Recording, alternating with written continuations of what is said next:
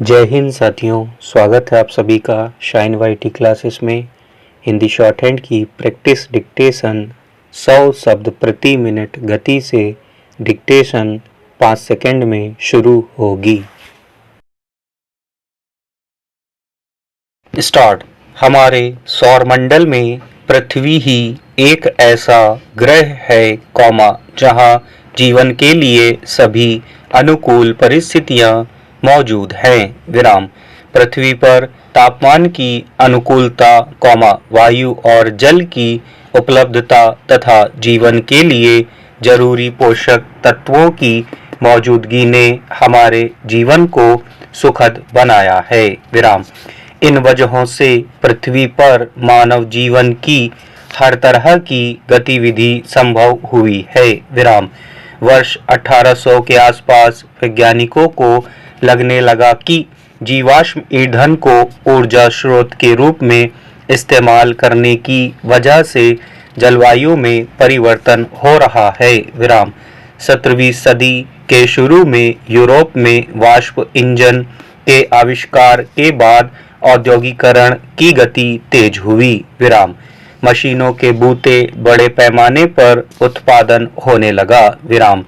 इन उत्पादों की खपत और कच्चे माल की आपूर्ति सुनिश्चित करने के लिए पूरी दुनिया में नए बाजार की तलाश शुरू हुई। कारखानों में ऊर्जा की जरूरतों को पूरा करने के लिए बड़े पैमाने पर जीवाश्म ईंधन और खनिज पदार्थों का प्रयोग किया जाने लगा। पर्यावरण नुकसान की कीमत पर प्रकृति का बेरहमी से शोषण उस वक्त से शुरू हुआ। संयुक्त राष्ट्र ने भी इस बात की पुष्टि की है कि जीवाश्म ईंधन के प्रयोग से निकलने वाली गैसों से पृथ्वी के तापमान में वृद्धि हो रही है। वर्ष 1970 के दशक में वैज्ञानिकों ने पर्याप्त साक्ष्यों के आधार पर बताया कि वैश्विक ताप की वजह से पृथ्वी की सतह का तापमान लगातार बढ़ रहा है। वैज्ञानिक दृष्टि से वैश्विक ताप का अर्थ है ग्रीन हाउस गैसों के बढ़ते स्तर के कारण पृथ्वी की सतह के तापमान में वृद्धि, जबकि जलवायु परिवर्तन का अर्थ पृथ्वी की जलवायु में होने वाला दीर्घकालिक परिवर्तन से है। वर्ष 1972 में ब्रिटिश रसायन शास्त्री जेम्स लवलॉक और सूक्ष्मजीवी विज्ञानी लिन मार्गुलिस ने गया परिकल्पना प्रस्तुत किया। गया एक ग्रीक देवी का नाम है। इस परिकल्पना का नाम जेम्स लवलॉक ने उपन्यासकार और नोबेल पुरस्कार विजेता विलियम गोल्डिंग के सुझाव पर रखा था। इस परिकल्पना में बताया गया कि पृथ्वी एक जीवंत प्रणाली है। इसमें जैविक और अजैविक दोनों घटक शामिल हैं। वर्ष 2000 में जेम्स लवलॉक ने कार्बन डाइऑक्साइड की अधिक मात्रा में मौजूदगी को पर्यावरण के लिए हानिकारक बताया था। आज वायुमंडल में 52% कार्बन डाइऑक्साइड की मात्रा बढ़ गई है। पृथ्वी की सतह का तापमान 2.5 फ़ारेनहाइट तक बढ़ चुका है। रसायन वैज्ञानिक वालेस ब्रोकर का कहना है कि वैश्विक तापमान में वृद्धि या जलवायु परिवर्तन की तुलना में वर्षा के अनुक्रम और समुद्र के स्तर में होने वाले परिवर्तन का मानव जीवन पर कहीं गहरा प्रभाव पड़ने की संभावना है। नासा के वैज्ञानिक ग्लोबल वार्मिंग पर हर महीने रिपोर्ट जारी करते हैं। पिछले वर्ष की रिपोर्ट में नासा के वैज्ञानिकों ने अप्रैल 2024 को सबसे गर्म महीने के रूप में दर्ज किया था। इसके पहले वर्ष 2023 में उन्होंने बताया कि 20वीं सदी के औसत तापमान की तुलना में 1.18 डिग्री सेल्सियस ज़्यादा तापमान की वृद्धि हुई है। विराम।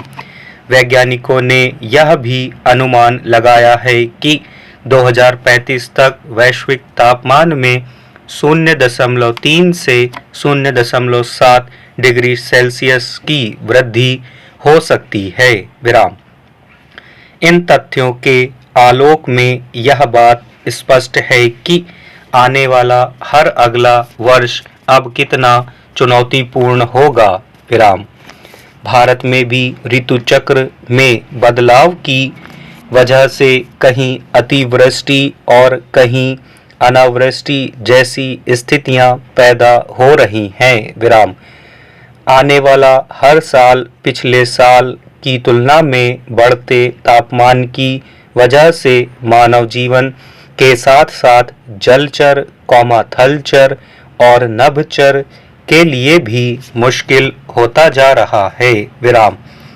इस साल जनवरी में ठंड का अंतराल बहुत छोटा रहा। विराम। जनवरी के अंत और फरवरी की शुरुआत में, खासकर बसंत पंचमी के बाद, मौसम में अचानक ऐसा परिवर्तन आया कि बसंत ऋतु के आगमन का जैसे पता ही नहीं चला। विराम।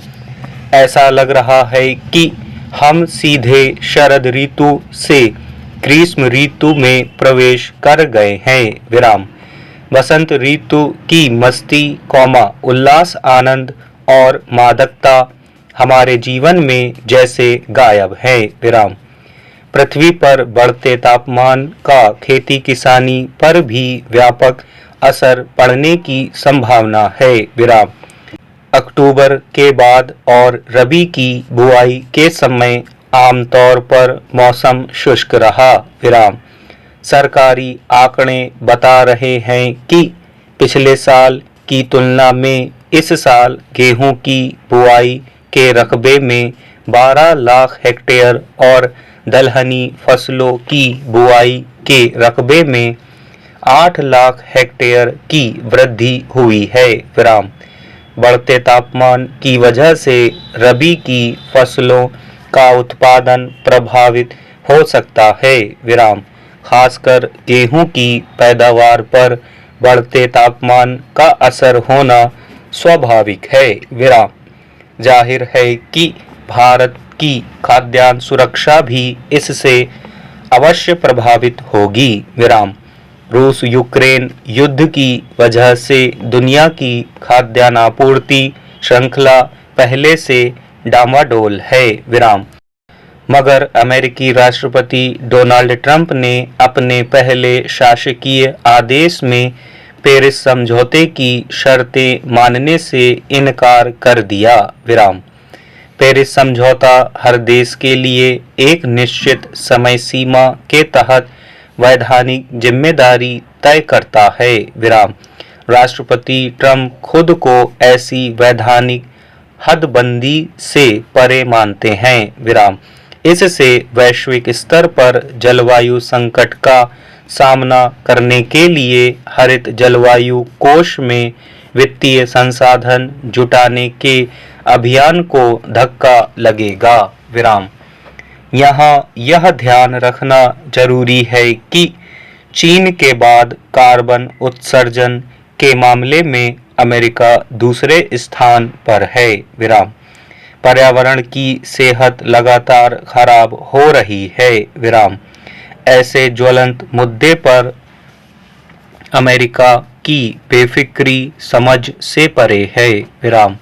हिंदी कवि जयशंकर प्रसाद की ये पंक्तियां दुनिया की तबाही से बेखबर ऐसे देश के नेतृत्व और व्यवहार को बयान करती है। अपने में सब कुछ भर कैसे व्यक्ति विकास करेगा, यह एकांत स्वार्थ भीषण है, अपना नाश करेगा। विराम। 60 के दशक के अर्थशास्त्री E.F. शूमाकर का कहना है कि औद्योगिक उत्पादन करते समय उन साधनों का उपयोग करना चाहिए जिनका नवीकरण और दोबारा उत्पादन किया जा सके। विराम। उपयोग करो और फेंक दो के बजाय उसे दोबारा उपयोग किया जा सके। विराम। शुमाकर यह भी मानते हैं कि पेट्रोलियम पदार्थों, कोयला और लोहे पर आधारित क्षणभंगुर सभ्यता से निश्चित ही वह सभ्यता बेहतर होगी।